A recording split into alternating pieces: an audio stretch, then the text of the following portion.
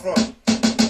South Bronx, the South Bronx, South Bronx, the South Bronx, South Bronx, the South Bronx, South Bronx, the South Bronx, South Bronx, South Bronx. Oh, pardon me.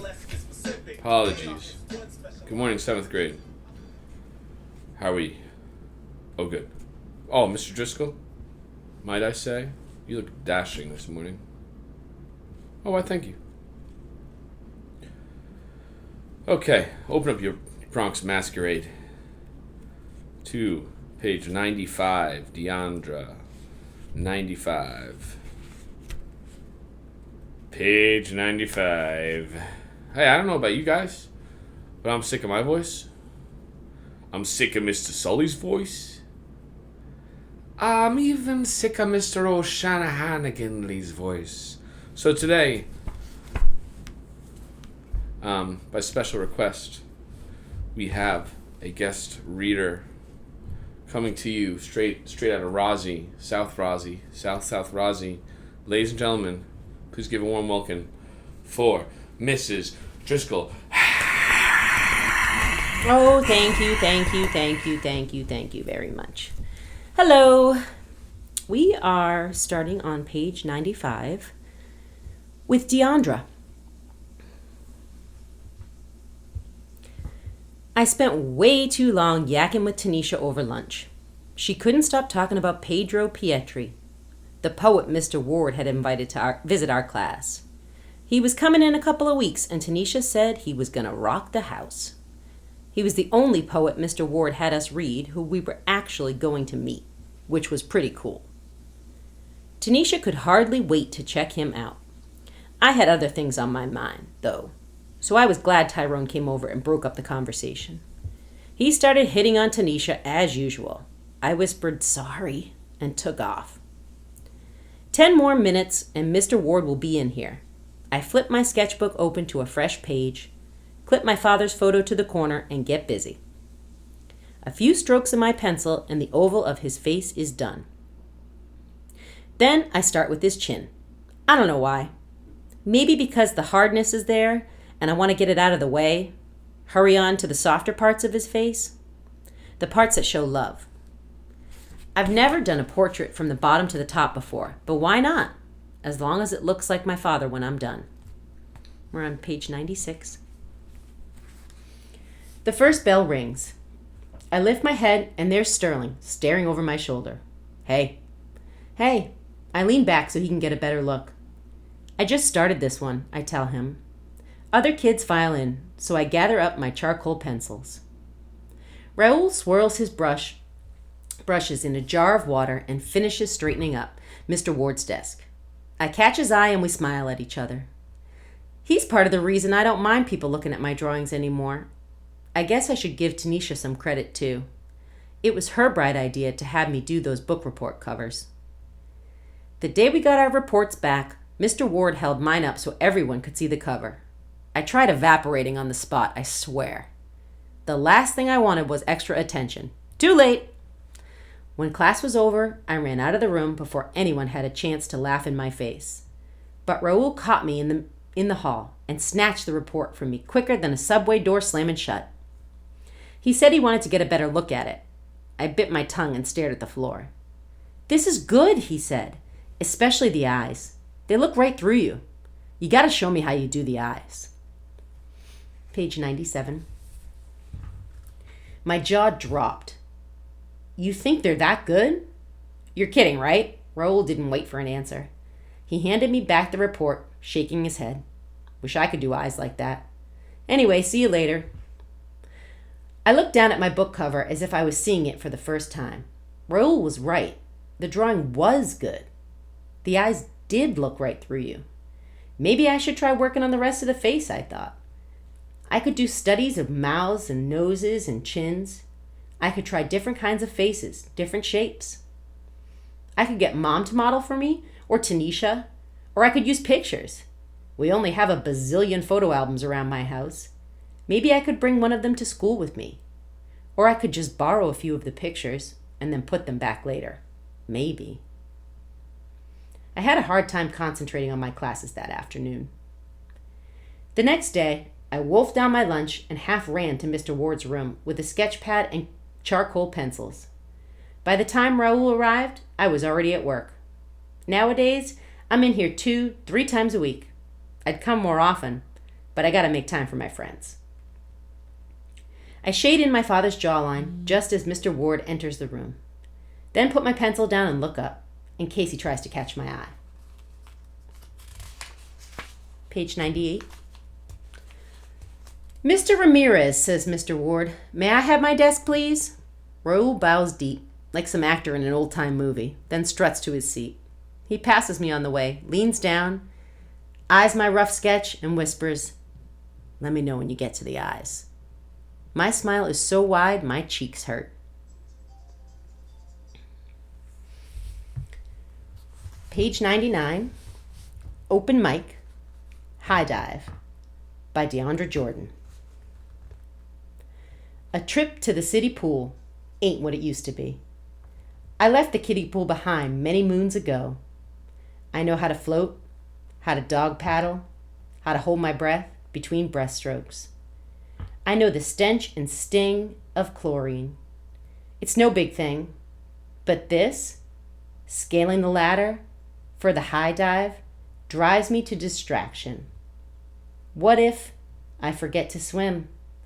What if there's no water in the pool? But wait, is it really water I'm after?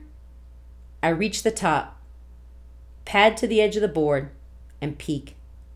There it is, swirls of blue, purple, and periwinkle watercolor, the perfect palette.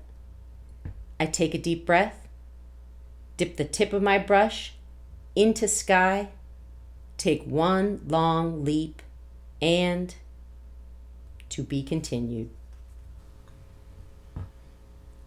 I've been thinking, we should plan on having a poetry slam next year. I ran the idea past Diandra.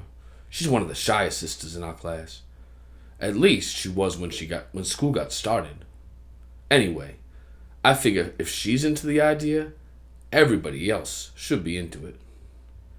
Next thing I need to do is pitch it to Mr. Ward. See if he can get the principal to go for it. Man, I would love to get in some guys from Bronx Science. Or one of them other special schools, and turn them into a toast as a poetry slam. There's no way they'd beat us. They wouldn't even know what hit them.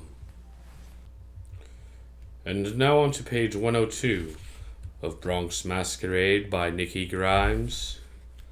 We are introduced to yet another new character.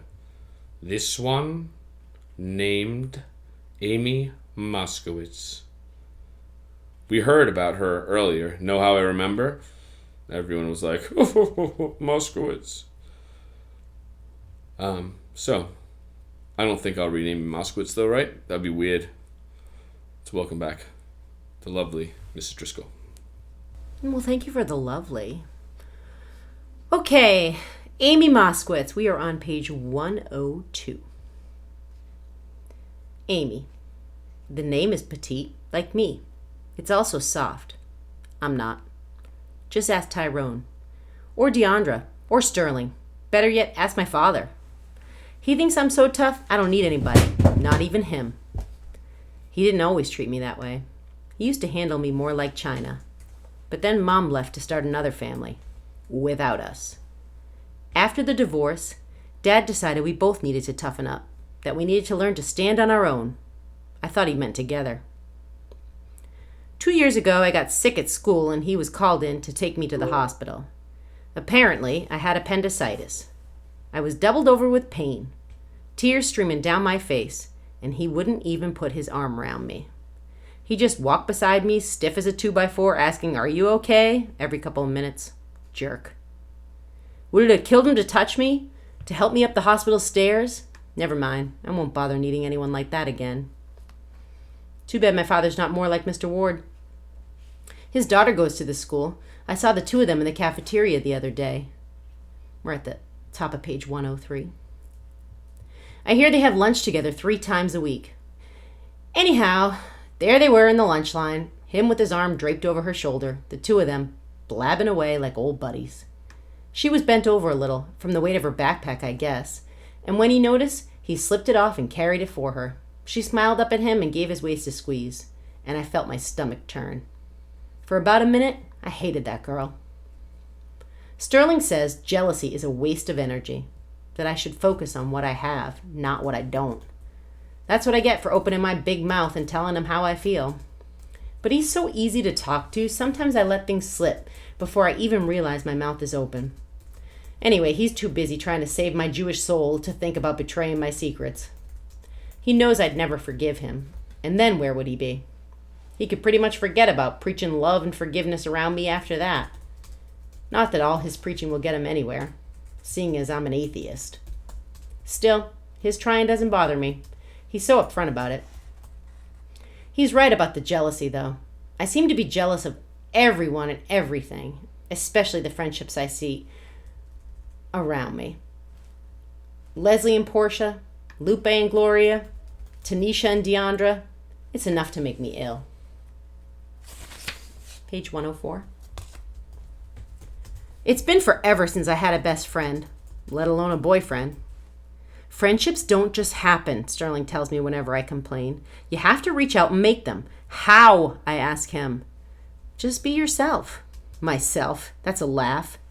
If I were to show anyone who I really am inside, how cold my heart is, they'd probably run in the opposite direction. I tell Sterling this and he says, maybe, maybe not. You won't know unless you try. Sterling's right. I haven't been trying. Not since my parents divorced. I've been afraid to get close to anyone. When my mom left, I was suddenly out of orbit. It's like she was the sun. And when she took off, the only thing left was a big black hole where she used to be. Now the idea of letting somebody else get that close? I don't know. I'm just not ready. I wonder if I ever will be. Page 105. Open Mic. Ode to Stone by Amy Moskowitz. One day at Far Rockaway is all it took. One looks at rocks and water, decided me, I want to be stone. I want to be marble. Dressed up limestone never looked so good. Let me be granite, and I promise I'll show you how to take a shellacking. Yes, I'll risk sunburn. Just let me be rock, wedged into the earth or sea, tidal waves crashing over me, while I remain intact. No split at the core, more buffed than bruised. Forget the pillar of salt. I'll look back at the count of 3, and you can turn me into stone. Go on, I'm half rock already. Man, that girl is as cold as the snow on the ground. Somebody must have put a hurtin' on her. I want to be stone. Can you get next to that? I felt that way a couple times. Once, when the Undertaker carried my pops out of here. Another time, when my girlfriend left me for my supposed-to-be homie. Both times, I remember wishing I couldn't feel the hurt. Wishing I could just cut my heart out and be done with it. But I like the way Amy said it. Let me be stone. Front.